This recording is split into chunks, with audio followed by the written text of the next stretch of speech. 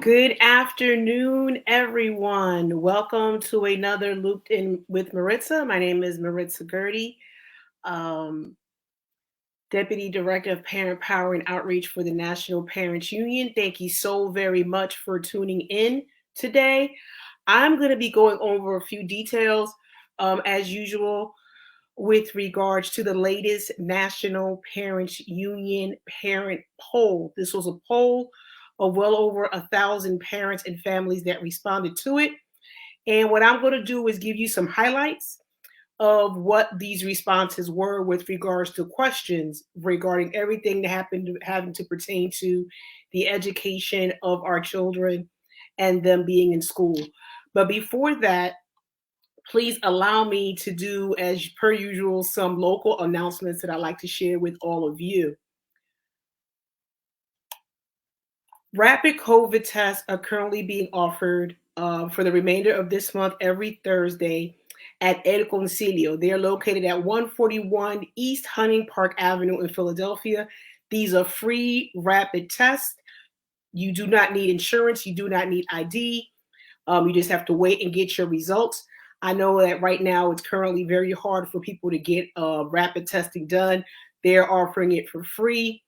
I believe you can get in contact with Concilio. You can look them up. They are located at Front and Hunting Park. I just happened to see this and I thought I'd share it. This Saturday from 1 p.m. to 3 p.m., there will be free cooked meals being given out. And the location will be 414 East Penn Street in Philadelphia, Pennsylvania. This is at the Muhammad Masjid.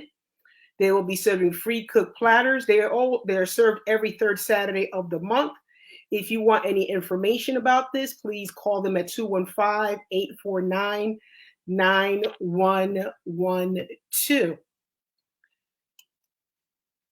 Families, for those of you that know, I am a member of the National Parents Union. For anyone that is interested in becoming a member of the National Parents Union, it's very easy. All you would have to do is go onto the National Parents Union website for an individual membership, for an organizational membership. Also, on the website for National Parents Union, you will be able to find all of the information regarding National Parents Union, from who the delegates are that represent our many states across the country, including Puerto Rico. All of our campaigns are also on the website with explanations about each. There are many toolkits and resources available that'll help you, help your organization, help your families that are in need of any information. It's all there on the website, which is great. It had just been revamped. So I hope that those of you that are interested just go onto the website to get a lot more information. We also have Facebook pages, regional pages. Please remember that if you go in and join the Facebook page, that does not mean that you will automatically become a member. You will just be part of another Facebook book, like many others you may be a part of. But to be a member of the National Parents Union, you actually have to go onto the website and sign up. This time of year, there are a lot of things happening with regards to elections. For those of you that do not know, every 6 months there's an election going on. For those that are running, thank you. For those that have run, good luck. The very best to you. But families need to also understand the importance of voting. That is why National Parents Union has been running since our inception a campaign with regards to Every Family Votes. There is a link on the website that you can go on to, and on there it gives you a lot of information on things that you would need to know, whether you have a teenager that's about to be turning 18, what the deadlines will be in your state. If you are a returning citizen, how you can find out if you are eligible to now vote. If you are a person that has recently become a citizen, how where to go, who to look for. If you need some guidance on how do I step to or introduce myself to an elected official, every kind of question. How do I set up a town hall with the elected officials in my community. All of these things are in the Every Family Votes tab. There's a toolkit there with a huge amount of resources made available to anyone that would help you with that promise. The EPIC campaign. Everyday parents impacting change. Now, this is a very important campaign. This is the campaign that's been going on now for the past 4 to 5 months. During this campaign, National Parents Union have been going out to several different states and cities across the country where we have been, going to school board meetings, going to meet parents, finding out what's important to them. If you're interested in joining the EPIC campaign, I'll be attaching the link in the chat. This will allow you to see, what's important, what questions are already detailed that you should be asking of your local school districts, of your school leaders, everything you need to know, how to join the campaign. Is a very small questionnaire to fill out. If you, feel very strongly about demanding transparency with regards to the American Rescue Plan money, to the ESSER funds. Remember, it's $122 billion that have been given by the federal government to all the states across the country. Do you know where this money has been going? And if you don't, you should be asking. Absolutely. Let me go to my next thing here for all of you that I want to share. We very recently, about a week now, going on 2 weeks, submitted in partnership with Great Schools an open letter to the Secretary of Education, Miguel Cardona. There have been many promises made by this gentleman who himself has school-age children, who himself was a teacher. So with that being said, a person that has school-age children, a person that was a teacher, that was a school leader, a principal, that has an understanding with the ins and outs of what schools need, what school communities need, had been elevated, had been nominated, had been selected to be the Secretary of Education for the entire country. So a few months have passed. Not everyone is happy with the promises that are still left to be fulfilled by Mr. Cardona. So National Parents Union has submitted a letter to him. If you'd like to be a part of this, we have already provided a link to where you can choose what is most important to you as a caretaker of children. Whether or not you are a parent, you can be a single person. You can say, my children are grown. If you care about children's education in this country, I'm going to provide a link for you that I'd like you to click on or copy and paste. And on there, you will see 4 different buckets, 4 different aspects that parents have stated as very important to them. You can select one thing or you can select all. It will automatically send on your behalf a letter directly to Secretary Miguel Cardona's email. What I would like to see is everyone inundate this gentleman's email so that he can understand, so that he can see how strongly we all feel about making sure that our children get what he is promising. We don't need anyone giving us false promises. We've had enough of that. Enough of that for decades.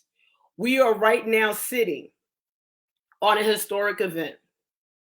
We have been given billions of dollars by the federal government. We need to make sure that our schools, that our school districts are doing what is absolutely necessary for us. Yes. He is part of the federal government. Yes. The money came from federal funds. Yes. Federal can't control what happens in state and local government, but they can make sure that they let it be known you need to make sure that families and children get the resources that they need, the resources that they deserve to ensure that they have a successful educational career. We have had enough of the generational education genocide that's been happening across this country. No one should have to go into debt or work 2 and 3 jobs to get a private education. Public education is something that we are all entitled to, and it should be quality education for all, not just for few, not just for a few that live in the more affluent neighborhoods, in the more affluent communities. That should not matter. It shouldn't matter whether or not a child speaks English first as a first language. It should not matter what zip code they live in. All children have a right to quality education. And this is primarily what the National Parents Union is about, educational justice. Now, what I'm going to go over with everybody today is some of the results from the latest National Parents Union poll. And that's why it's just me today, because we're going to be going over a lot. If there is anyone that wants to then come on and talk to me and have a discussion about this, there's my email, maritza@npunion.org. And these are things that, this was based on a poll. So please keep that in mind. The poll came out January, last month. 69% of families' top concern is children staying on track in school. There was a lot of what people don't like to say, but there was a lot of learning loss. There was a lot of learning loss. There was a lot of figuring out how to handle technology. There was a lot of how are we going to get technology. There was a lot of shifting from educators that had to go from in-person instruction to virtual instruction. Not everyone got it. Or for others, it took some time to be able to do it successfully. It is very hard to try to keep the attention of multiple young people at one time on a screen. So as of right now, 69% of families, their top concern is making sure their children are staying on track in school. 4 in 10 expressed some type of frustration. Their top reason for the concern was about the spread of COVID-19 and the inadequate prevention measures. So there have been many places across the country that have not followed the CDC guidelines, that have said we're not going to make anyone wear a mask, or they believed in propaganda and false information, misinformation regarding that COVID-19 did not exist. We know that is not a fact. COVID-19 does exist. COVID-19 has taken away many family members and many friends and colleagues. So in knowing that, parents expressed a lot of concern with regards to accurate and adequate prevention measures to keep our children safe and the staff in our school buildings safe. 56% of parents say most schools should rethink how we educate students. We cannot and we should not go back to the status quo. We should not go back. We can never go back to the way things were. This is the prime time. We are at the best moment in our lives to affect change. But in order to affect change, we have to make sure that we do some out of the box thinking, things that are not the norm, because we cannot go back to the inadequate education of our children. Absolutely not. We cannot go back to that.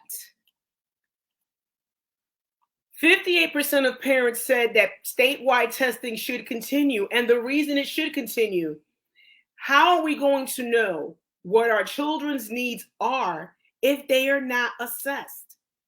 If there is not some kind of guideline, how are we to know what they need? For those that choose to opt out, that is your option. But for others, they want to know. They want to know if their children have made any improvements so they can continue improving. If their children have regressed due to learning loss, and then be able to say, okay, I know where my child needs help. And then the school will then be better able to provide that help. So 58% of parents say that statewide testing should continue, even though they've had a year and a half or more being at home learning virtually. I'm curious about something. What grade would you give your school? Would you give it an A because they've done everything? They've been great. They've provided the best technology. They've been forthcoming with information. It was not last minute scrambling to get instruction done. It wasn't, your children is in school 6 to 8 hours in a day. There is no reason why virtually they only get an hour of instruction and the rest is asynchronous. I had kindergartners and a first grader last year. No way. We would get frustrated and question why only an hour of face-to-face instruction or virtual instruction from the teacher. It was a mess. Some children thrived virtually, but many more needed that face-to-face, in-person instruction. So how would you grade your school? What kind of grade would you give them? Would it be an A or would it be an F? Or would it be a C minus? And is that acceptable to you and your children? Parents want different learning options, but only half said that their schools are currently offering the option they prefer, whether it's hybrid only, in-person only, remote or virtual, or multiple options. Parents should be given options so that way they can make plans.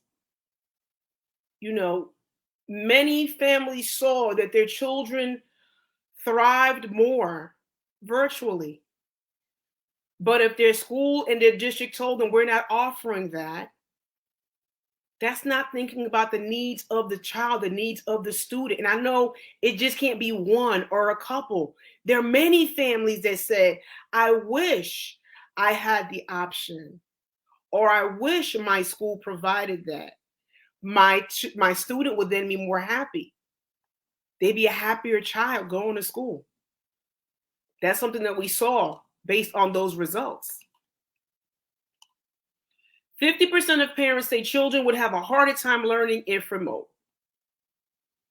1 in 5 would lose income due to having to cut back hours and shifts.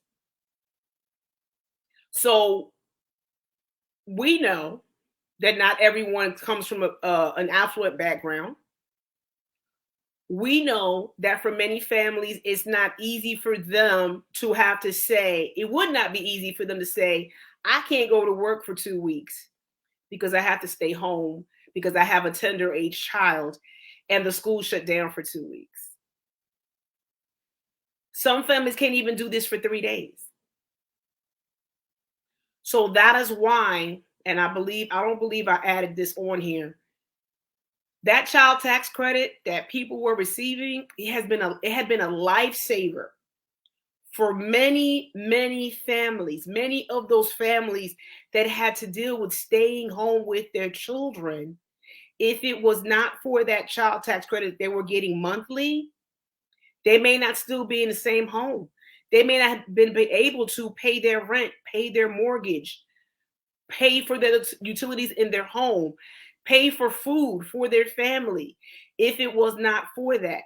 That is one of the things that needs to be brought back until this pandemic, because we're still in it, until it's over, until it's more stable, until better plans are made, until more resources are made available to families. Because families will not be able to survive unless they get some type of help. Now, with regards to monies, less than half heard a lot or some about funding. And these results unchanged from earlier. In September of 2021, 46% of families. In November of 2021, 44% of families. Just last month, 46% of families that responded said that they heard very little about the funding that their school or their district was getting and what was being done with it. So this is why families, and I know there are many families that work more than one job, may not be able to go to these meetings that the schools are having or that they are supposed to have. So I'm going to challenge school leaders, give families options. Don't just have a meeting to be convenient for your schedule. Just like, these are families. We know you have a family too, but I'm quite sure you can have an evening meeting around dinner time virtually. You can offer an after school meeting, whether in person or virtual. You can actually sacrifice an hour once a month on a Saturday or a Sunday to accommodate the families that are working. Not everyone has an at-home job. Not every family is able to have a parent or guardian or caregiver that is able to, at the drop of a dime or during a work day, go to their child's school for a meeting. So what ends up happening? You end up having frustrated families and parents that don't feel that they're being respected enough to try to accommodate their schedule. So my challenge to schools is give your families options if you want them to come to your meetings. I can give you an example. My children's school has over 500 children. One parent showed up for a parent meeting. That is embarrassing for the school. And I'm not even blaming the parents. Why? Because you know your community. You know your families work more than one job. Give them options and they will come. Show them the courtesy and respect and they will come. Offer it in multiple languages and they will come. Earn their trust and they will come. Most haven't heard more about resources in their school. Again, if you don't communicate and be transparent with your families and your school community, they're not going to know. Then when something happens, who are they going to look at? Who are they going to throw their frustration at? The school leader. If you want to avoid that frustration, be more transparent with your families. Offer options for meetings.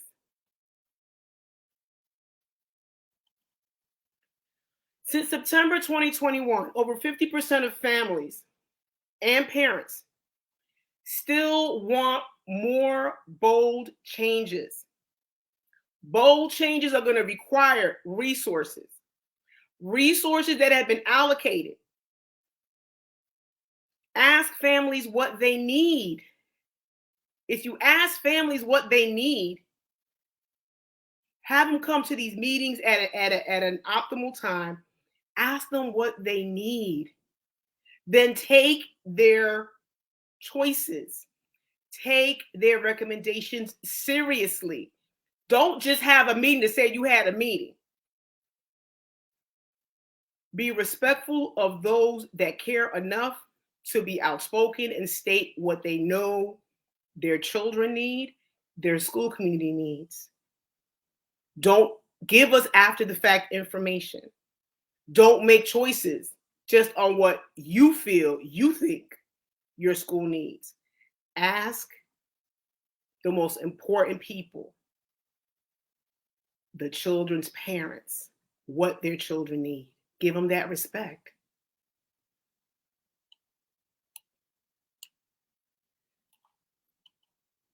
I see some folks have some questions over here for me or statements. Hi, Tabby, and I'm gonna display this. No matter where our children's feet may stand, our children should be safe and have an education that can be built upon. Absolutely. Absolutely. It is not just learning loss, it is not just the education, it is also the social, emotional well-being, and it is the safety. Safety. Children should be safe in their school buildings, in their schoolyard, in the cafeteria, in their classroom, in the hallways. Children should be safe, not just from COVID, but from doors, from stairs, from railings, from tables, from partitions, from walls, from desks, from chairs. Are you, as a school, allowing families to walk through your school every 6 months to make sure that everything is safe for their children?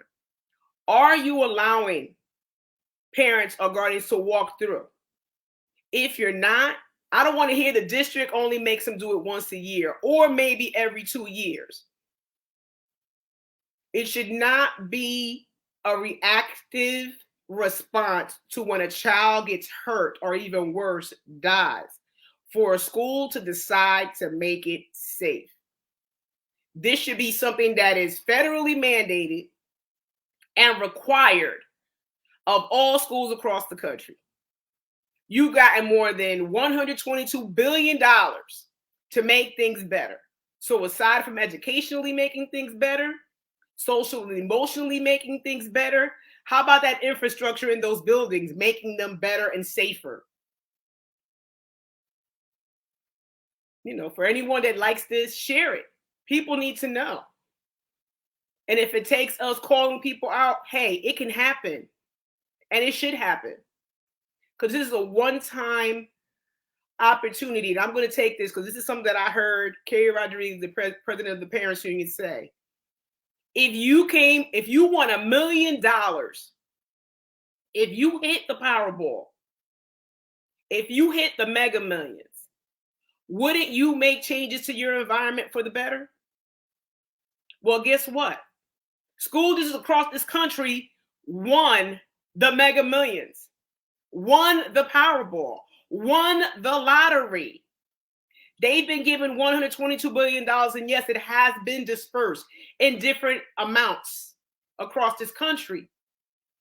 But please make sure that how you spend this money is not wasteful spending. If you feel your school needs technology, get better technology. If you feel your school needs better, more staff, pay them livable wages so they won't leave. And I'm not just talking about admin wages. Principal, assistant principal, we know how much they're making. But teachers, support staff, cafeteria staff, custodial staff, school secretaries, school counselors, nurses, social workers, they should not be going out here getting a part-time job. Absolutely not. These are the people that have our babies the largest part of their day for 5 days a week. They should be giving livable wages. Use some of that money for that, but also make sure that they're doing their job, that they have communication with families, And for those liaisons, those family and community engagement liaisons, stop cutting them out the school budget, the district budget, because those are the people that actually take the time to get to know families. They're getting to know them. They're getting to know the children. They know, sometimes the families tell them what they want for their child. Give them a livable wage too and treat them with respect. Give them the access that they need to allow them to do their job, to then allow them to communicate when things are happening in the school community. They shouldn't have to beg admin to send a mass text or a voicemail blast or, circulate a flyer on Dojo. That should not be happening. And you wonder why parents don't come to meetings, because they're not being informed. Why are they not being informed? Because the person whose job it is to give the information is being held. They are not being allowed to do their job in communicating with families in this age of technology. Picture that. Tabby also says something here: an education system that reflects the 21st century would be nice. Absolutely. Absolutely. I agree with that. All this technology, all these advances, the monies that have been afforded to these districts, you have to stop squandering this money. We're not going to get this again in our lifetime. We're not going to see this again. We're not going to see this opportunity to make improvements. We're not. And this is not an argument for CRT. CRT is something that is taught at a university and college level. There are groups of individuals across this country that do not want our children to know the truth. And it's not just about Black history. It is world history. It is American history. Stop keeping our future caretakers, our future stars, our future voters from knowing history in its entirety.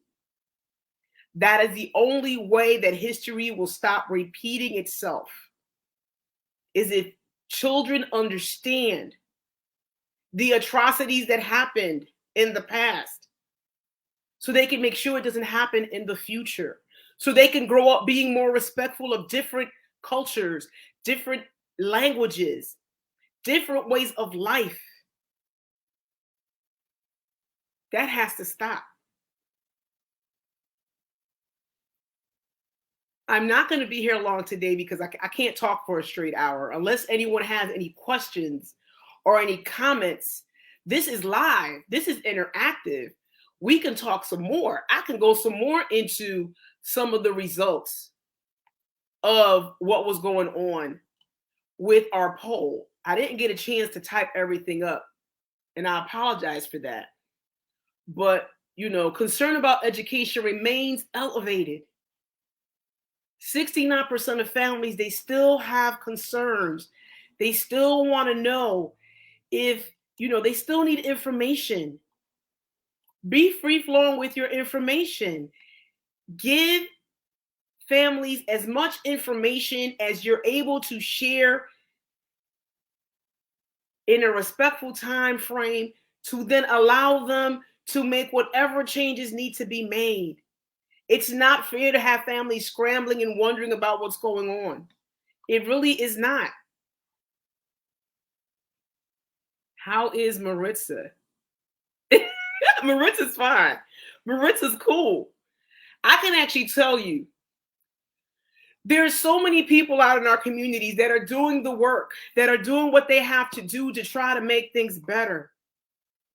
I had the opportunity and the privilege to travel to Detroit, Michigan, where I was able to meet up with my director of parent power, Bernita Bradley, also Kerry Rodriguez, as well as Marisol Quevera Herucha and Christina Laster. We had the opportunity to sit down and talk with families.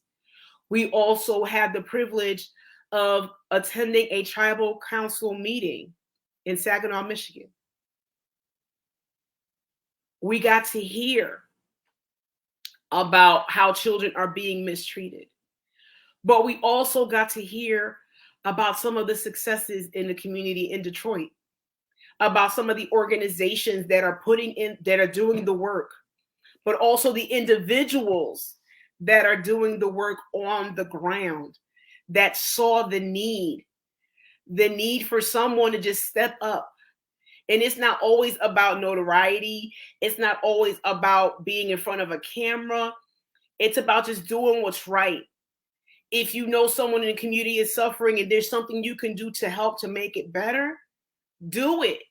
Do it for them. If you know of individuals that just need an ear, let us know. Let us know. If we're able to go to them in person, we will. If it's just, if all we can do is have a virtual conversation, let's have it. You are not alone. None of us should feel like we are alone in fighting for educational justice for our children. I mean, let me see. I went through a few things, and there was something else that also I want to share. Parents generally positive about schools. The lowest ratings came on addressing learning and social emotional challenges, mental health resources. 74% of parents responded in saying, that they were provided with updates about school policies. Communicating with us about how our child is doing in school, that was at maybe a 70%. Assessing students' academic level of progress, 72%. Addressing any learning challenges related to the pandemic, that was pretty low at only 61%. Addressing any social or emotional challenges related to the pandemic, that was only at 63%. Providing resources to support students' mental health, only 60%. Realistically, how do you think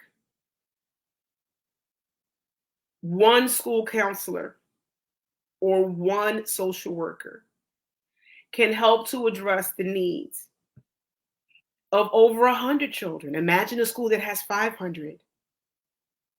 How are they going to help? Why should children be put on a waiting list if they want to see the counselor, the social worker?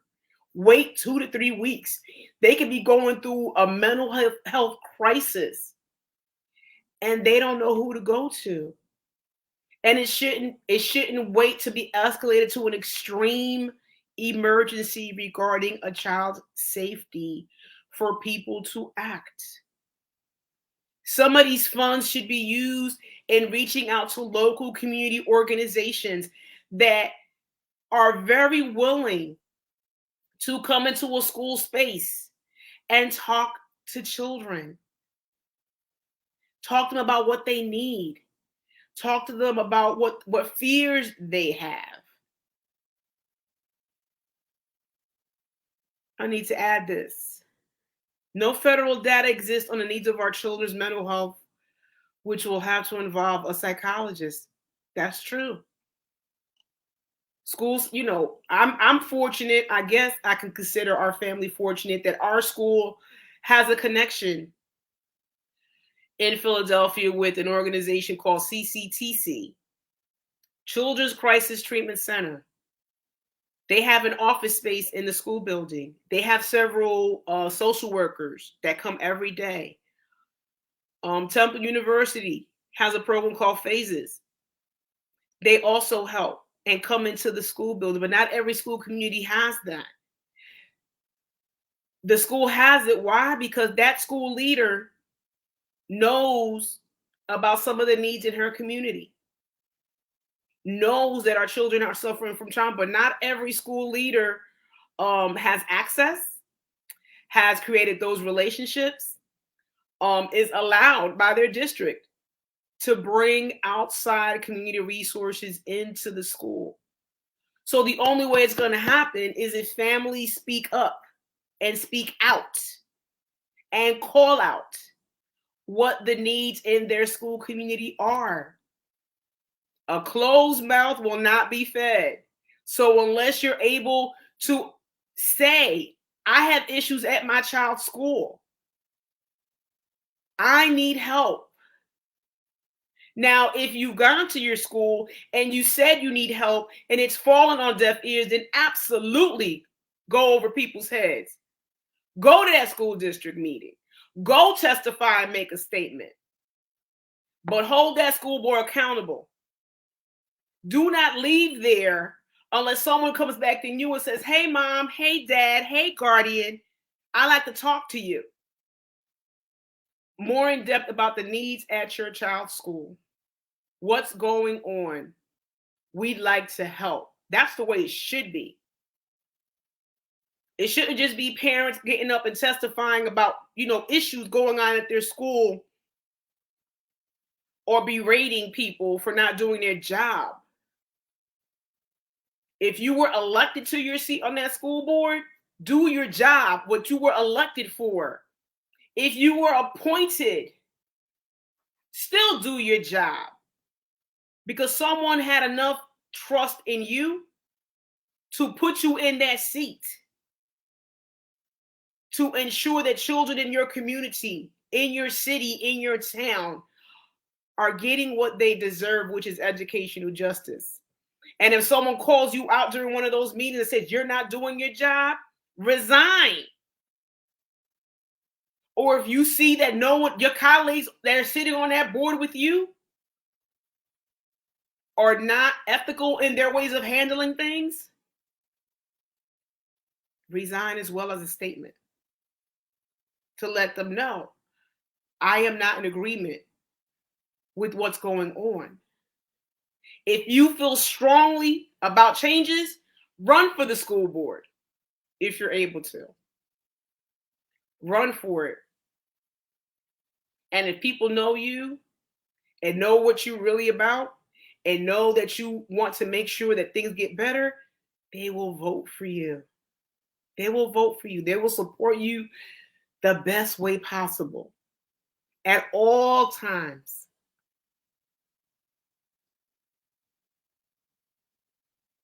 The surge of COVID-19 has increased, and it's concerning for parents. They're worried about their children becoming sick, particularly among Black and Hispanic parents. A lot more concerned. 78%, all parents, they're really concerned about what's going on. Parents are generally, some of them say that they, the responses are adequate. Responses should be 100%.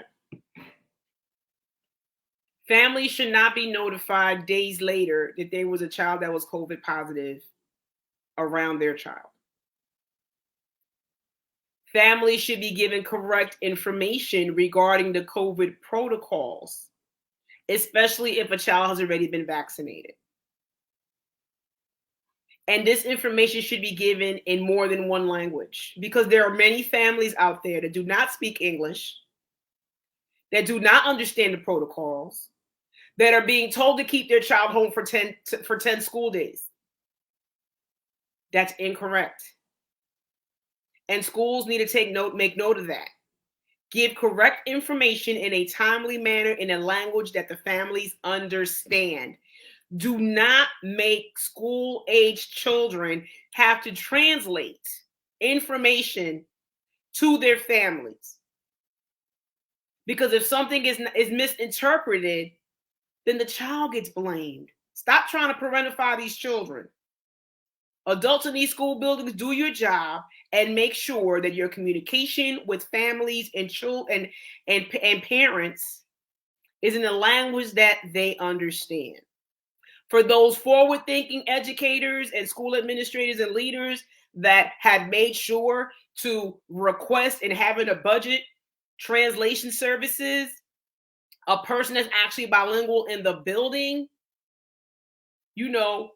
Even Google Translate is of some type of help when it comes to giving information to our families.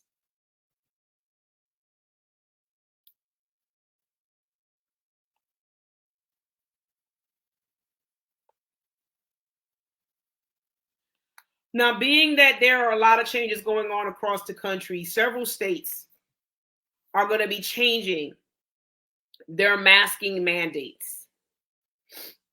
If things are getting better, great.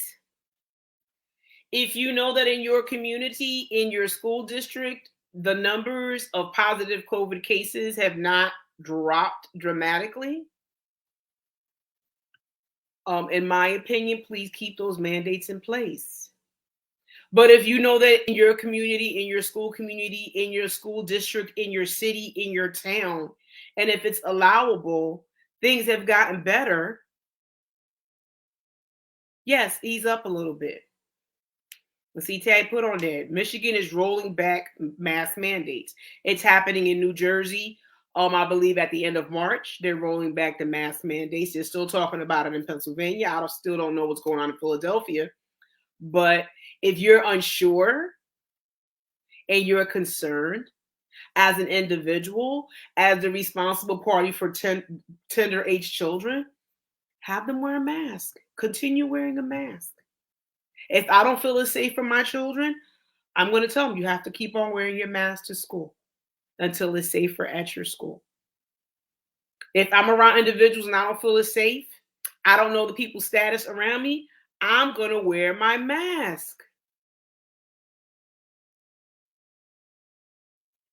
Yes, options. Tabby, you have options. The state that you live in, families, find out. One, have a very deep conversation with your family regarding homeschooling. If you're able to homeschool, because not everybody can. Working families that work outside of the home, they can't. I don't know how they'd be able to homeschool their children unless they hired somebody. But for those that are able, that are home with their young ones, that know that their young ones will thrive by being home, you have the patience of Job, which I do not.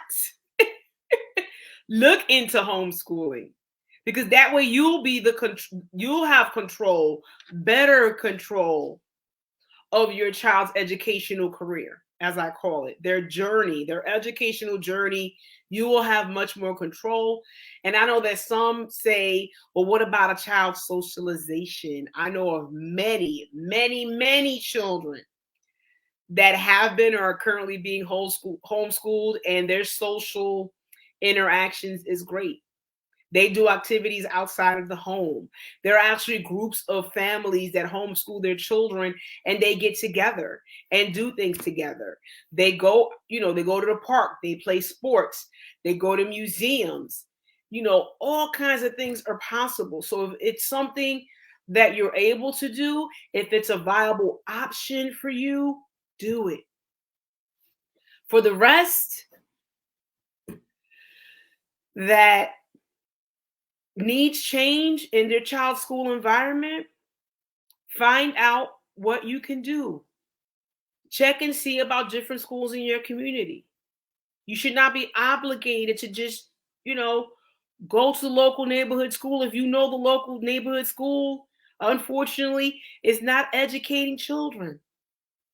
We have to make sure that our high schoolers are getting what they need in preparation for when they're supposed to graduate.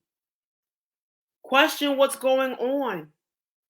Make sure they're going to have the tools necessary to go to the next level, whether it's trade school, whether it's the military, whether it's college, whatever it is, make sure your children are prepared.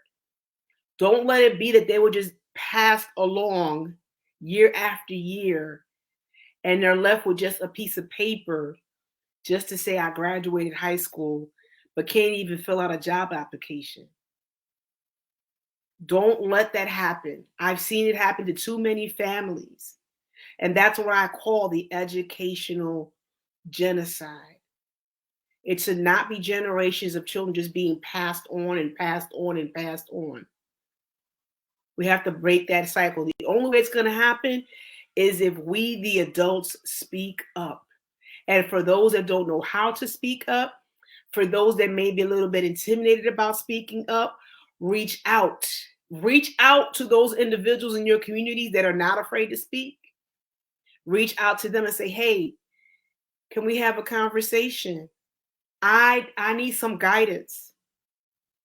Organizations like the National Parents Union can help you with some guidance, can help you with the tools that you will need, can help you build your arsenal for when you have to have those conversations, whether it's an IEP meeting, whether it's a disciplinary meeting, whether it's a meeting about the right to go to a particular school.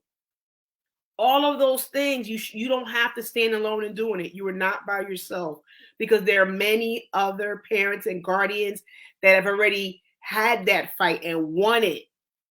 So I want to hear about the successes. I want you to reach out to me. Send me an email. If you see me on social media, send me a DM or an inbox. Let me know, because I want to amplify your success. I want to make it known that it is possible to get some more educational justice for your child or the children in your community.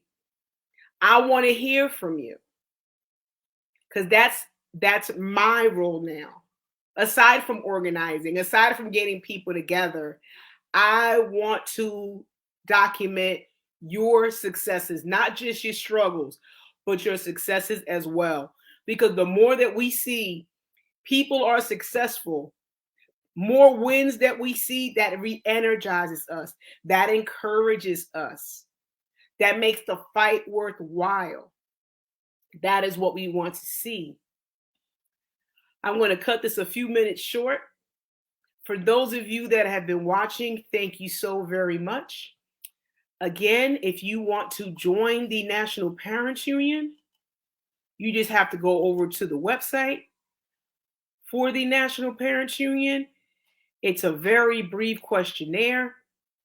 Right there is scrolling at the bottom of your screen, www.nationalparentsunion.org, and it's very user-friendly. If you have any questions, please feel free to send me an email, maritza@npunion.org. Enjoy the rest of your week. Stay safe. Remember that we are honoring Black History Month. Honor also those that are still here, our living ancestors. Please make sure to honor them as well. Thank you very much, and until next week.